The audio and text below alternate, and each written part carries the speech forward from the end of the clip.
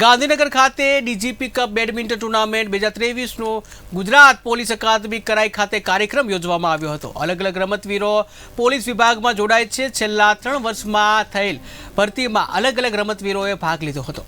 અત્યારે પોલીસ વિભાગમાં kho kho, kabaddi, swimming, badminton જેવી રમતો રમી ચૂકેલા રમતવીરો હાજર છે।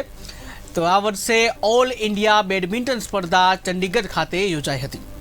ફર્સ્ટ ટાઈમ ડાયરેક્ટ ડીવાયએસપી ની જોબ આપવામાં આવી છે, તો આ મારા માટે તો બહુ સારું, પણ જે આવનારા જે બીજા છોકરાઓ એ બધા માટે બહુ સારું છે, કારણ કે મતલબ ડાયરેક્ટ ભણી અને પછી બીજું એના માટે લાઈફ ટાઈમ માટે શું સપોર્ટ રહેશે, ભણી અને પછી સ્પોર્ટ્સ કરીને શું એમ, તો સ્પોર્ટ્સના સાથે સાથે આપણે સરકાર એ રીતે સપોર્ટ કરે છે કે ડાયરેક્ટ મતલબ જે લેવલમાં આપણે ઇન્ટરનેશનલમાં મેડલ આપતા હોય છે એ જ રીતે કોન્સ્ટેબલથી લઈને પીએસઆઈ ને ડીવાયએસપી એ રીતે ડાયરેક્ટ જોબ હમણાં આપે છે, તો બહુ સારું છે। ગુજરાત પોલીસના સૌ જવાનોને રમતગમત જોડે જોડી રાખવા માટે, એમની સ્વાસ્થ્યની ચિંતામાં જે પ્રકારે પોલીસનું રોજિંદુ કામગીરી હોય, જે પ્રકારે અનિયમિતતા એમની ડ્યુટીની અંદર ઘણી હોય છે, જેના કારણે સ્વાસ્થ્યમાં ક્યાંક ને ક્યાંક અસર આવતી,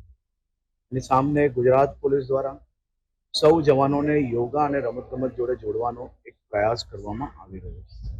આજે તેના જ ભાગરૂપે રાજ્યના પોલીસ વિભાગ દ્વારા ડીજીપી બેડમિન્ટન ટુર્નામેન્ટની શરૂઆત થઈ।